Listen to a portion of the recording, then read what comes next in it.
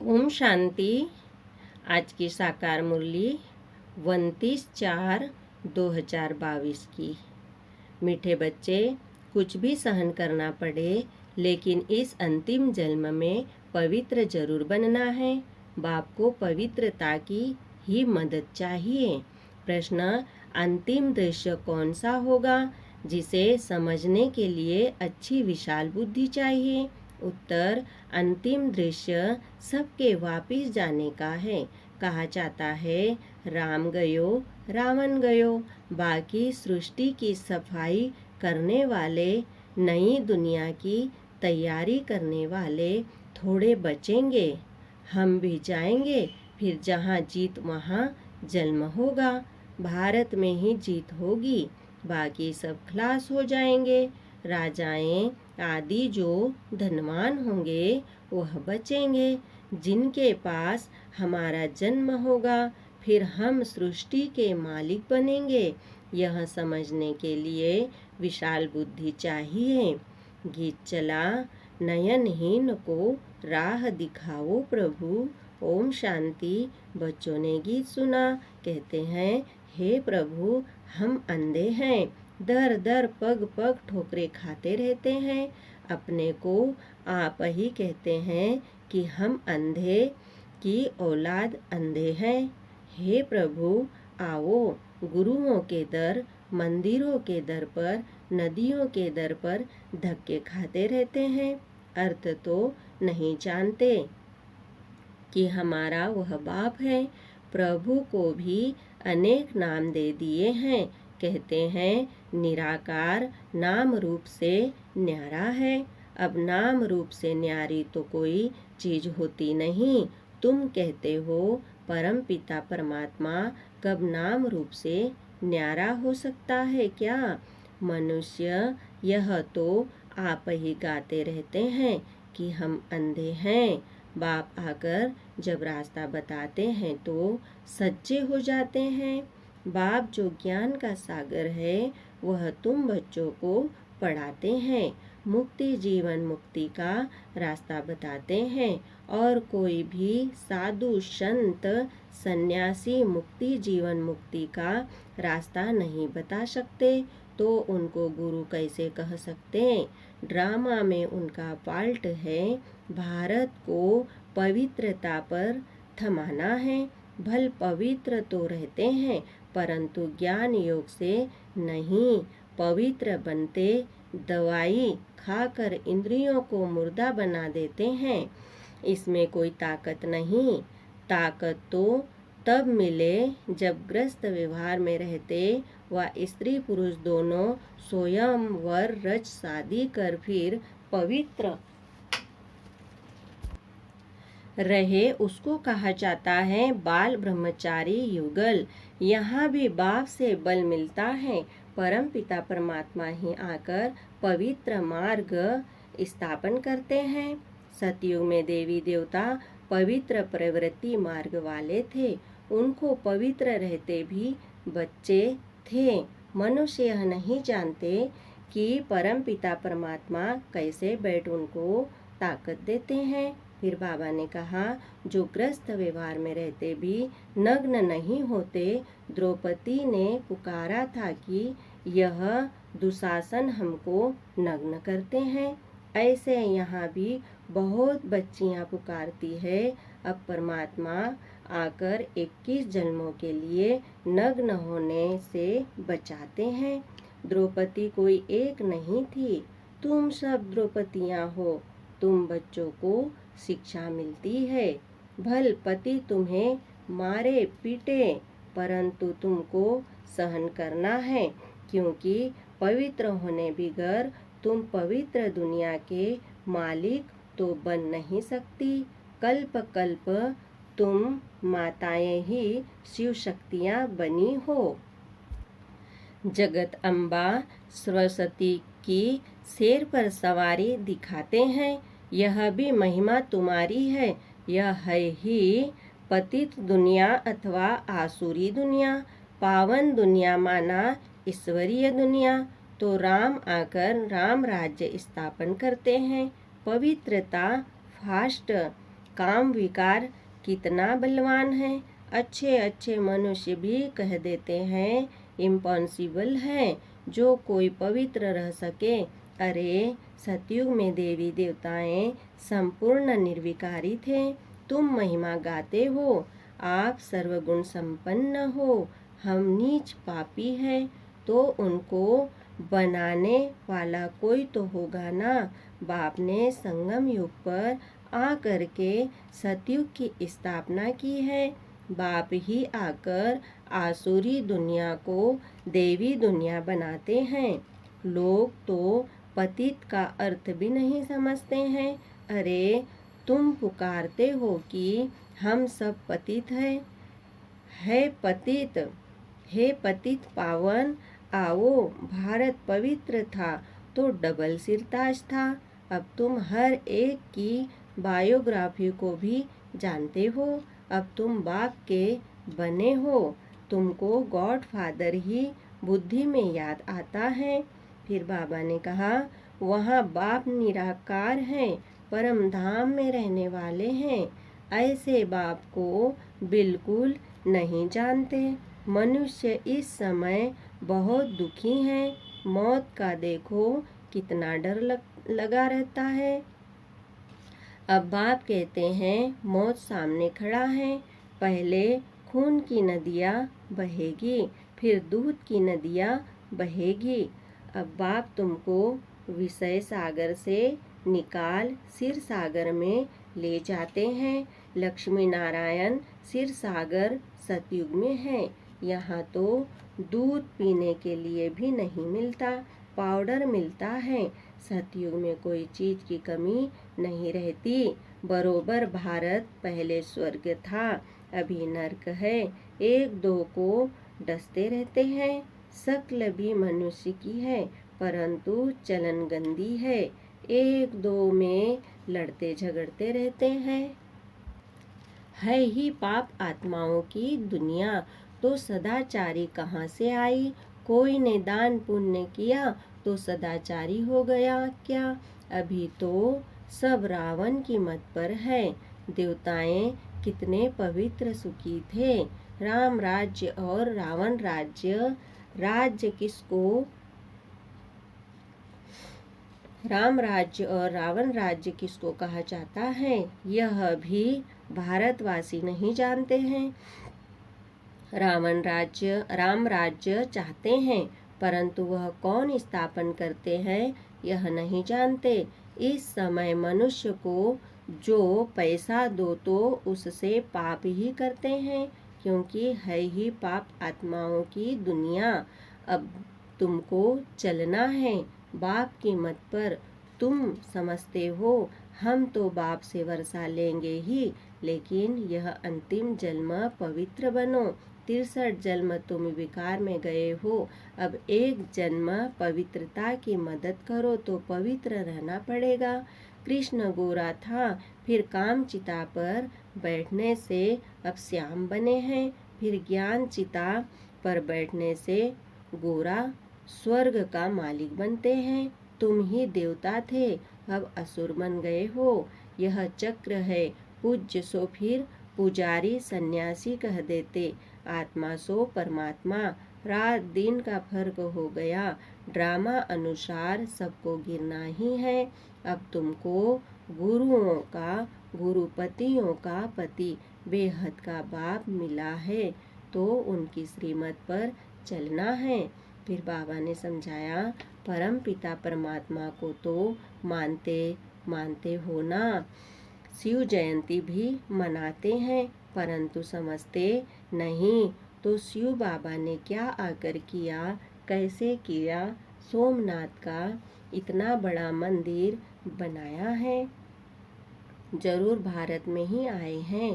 कैसे आया, क्या किया, कुछ भी बता नहीं सकते। यह भी परंपरा से चला आता है। गंगा का मेला, कुंभ का मेला कहते हैं, परंपरा से चला आता है। यह सब उल्टा बताते हैं। क्यों, सतयुग से ही दुनिया पतित थी। जो कुछ बताते हैं अर्थ कुछ भी नहीं समझते। इसको भक्ति मार्ग कहा जाता है। क्राइस्ट आया, फिर कब आएगा कोई को पता नहीं है। प्रदर्शनी में तुम हजारों को समझाते हो, फिर भी कोटों में कोई निकलता है। अभी तुम बेहद के बाप से बेहद का वर्षा पाते हो। तुम जानते हो अभी दुनिया बदल रही है। तुम कहते हो कि हम सन्यासियों को भी पवित्र रहकर दिखाएंगे। आगे चलकर वे लोग भी मानेंगे कि इन्हों को शिक्षा देने वाला परमपिता परमात्मा है। तुम सिर्फ यह सिद्ध कर बताओ कि बाप सर्वव्यापी नहीं है। गीता श्री कृष्ण ने नहीं गाई है तो उनकी एकदम आबरू चट हो जाए। यह सब पिछाड़ी में होगा। तुम बच्चे अभी समझते हो परम पिता परमात्मा हमारा बाप है। पहले सूक्ष्म वतन में ब्रह्मा विष्णु शंकर यह रचना रचते हैं। ब्रह्मा है प्रजापिता, ब्रह्मा ही ब्राह्मण पैदा करते हैं। ब्राह्मण वर्ण है सबसे ऊंचा। शिव बाबा के मुख वंशावली ब्राह्मण, वह है कुक वंशावली। बाप की श्रीमत पर चलने से तुम पावन बनने वाले हो। देहधारियों को भूल जाना है। मेहनत है ना, अभी नाटक पूरा होता है।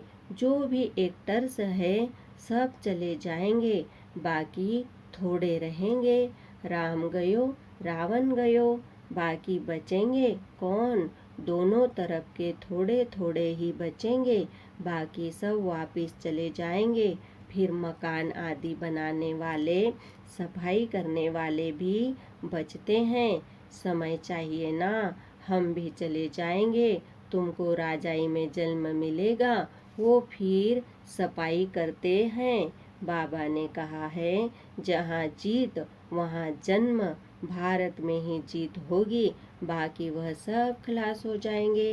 राजाएं आदि जो धनवान होंगे वह बचेंगे। जिनके पास तुम जन्म लेंगे, सारी सृष्टि का फिर तुमको मालिक बनना है।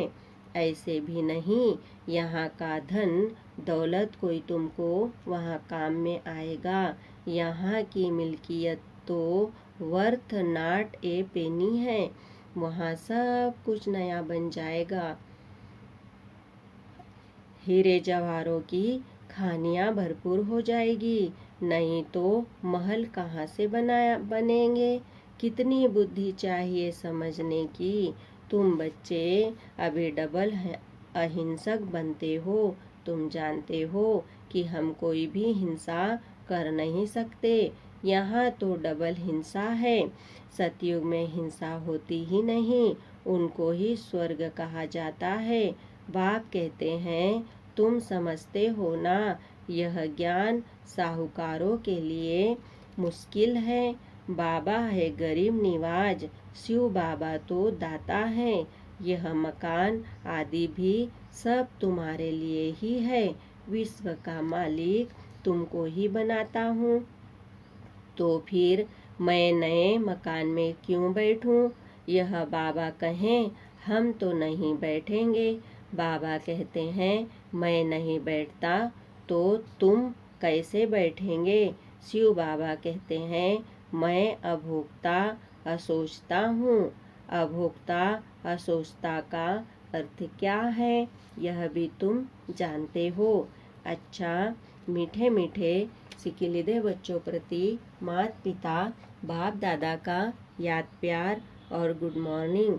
रूहानी बाप की रूहानी बच्चों को नमस्ते। हम रूहानी बच्चों की रूहानी बाप दादा को याद प्यार गुड मॉर्निंग। धारणा के लिए मुख्य सार है। पहला पॉइंट, अब नाटक पूरा हो रहा है, वापिस घर चलना है, इसीलिए पावन जरूर बनना है। कोई भी देहधारी को याद नहीं करना है। दूसरा पॉइंट है, बाप से बल लेकर इस अंतिम जन्म में स्त्री पुरुष साथ रहते भी पवित्र बनकर दिखाना है। बेहद का बाप मिला है तो उसकी श्रीमत पर जरूर चलना है। बहुत सुंदर वरदान सुनेंगे। अपने देवताई संस्कारों को इमर्ज कर दिव्यता का अनुभव करने वाले व्यर्थ से इनोसेंट अविज्ञा स्वरूप भव। जब आप बच्चे अपने सतयुगी राज्य में थे तो व्यर्थ व माया से इनोसेंट थे, इसीलिए देवताओं को सेठ व महान आत्मा कहते हैं। तो अपने वही संस्कार इमर्ज कर व्यर्थ के अविज्ञा स्वरूप बनो। समय, श्वास, बोल, कर्म सब में व्यर्थ की अविज्ञा अर्थात इनोसेंट। जब व्यर्थ की अविज्ञा होगी तब दिव्यता स्वतः और सहज अनुभव होगी। इसीलिए यह नहीं सोचो कि पुरुषार्थ तो कर रहे हैं, लेकिन पुरुष बन इस रथ द्वारा कार्य कराओ। एक बार की गलती दोबारा रिपीट न हो। स्लोगन: रूहानी गुलाब वह है जो कांटों के बीच में रहते भी न्यारे और प्यारे रहते हैं। मातेश्वरी जी के अनमोल महावाक्य। कोई मनुष्य प्रश्न पूछते हैं कि क्या सबूत है कि हम आत्मा हैं। अब इस पर समझाया जाता है। जब हम कहते हैं अहम आत्मा, उस परमात्मा की संतान है। अब यह है अपने आप से पूछने की बात, हम जो सारा दिन मैं कहता रहता हूँ वो कौन सी पावर है, और फिर जिसको हम याद करते हैं वो हमारा कौन है। जब कोई याद किया जाता है तो जरूर हम आत्माओं को उन्हों द्वारा कुछ चाहिए। हर समय उनकी याद रहने से ही हमको उस द्वारा प्राप्ति होगी। देखो, मनुष्य जो कुछ करता है जरूर मन में कोई ना कोई शुभ इच्छा अवश्य रहती है। कोई को सुख की, कोई को शांति की इच्छा है, तो जरूर जब इच्छा उत्पन्न होती है तो अवश्य कोई लेने वाला है, और जिस द्वारा वो इच्छा पूर्ण होती है वो अवश्य कोई देने वाला है। तभी तो उनको याद किया जाता है। अब इस राज को पूर्ण रीति से समझना है। वह कौन है? यह बोलने वाली शक्ति मैं स्वयं आत्मा हूँ, जिसका आकार ज्योति बिंदु मिसल है। जब मनुष्य स्थूल शरीर छोड़ता है तो वो निकल जाती है, भल इन आँखों से नहीं दिखाई पड़ती है। अब इससे सिद्ध है कि इसका स्थूल आकार नहीं है, परंतु मनुष्य महसूस अवश्य करते हैं कि आत्मा निकल गई, तो हम उसको आत्मा ही कहेंगे। जो आत्मा ज्योति स्वरूप है तो अवश्य उस आत्मा को पैदा करने वाला परमात्मा भी उसके ही रूप मुआफिक होगा। जो जैसा होगा उनकी पैदाइश भी वैसी होगी। फिर हम आत्माएं उस परमात्मा को क्यों कहते हैं कि वो हम सर्व आत्माओं से परम है? क्योंकि उनके ऊपर कोई भी माया का लेप छेप नहीं है। बाकी हम आत्माओं के ऊपर माया का लेप छेप अवश्य लगता है, क्योंकि हम जन्म मरण के चक्र में आती है। अब यह है आत्मा और परमात्मा में फर्क। अच्छा, ओम शांति। शुक्रिया बाबा, शुक्रिया। ओम शांति, ओम शांति, ओम शांति।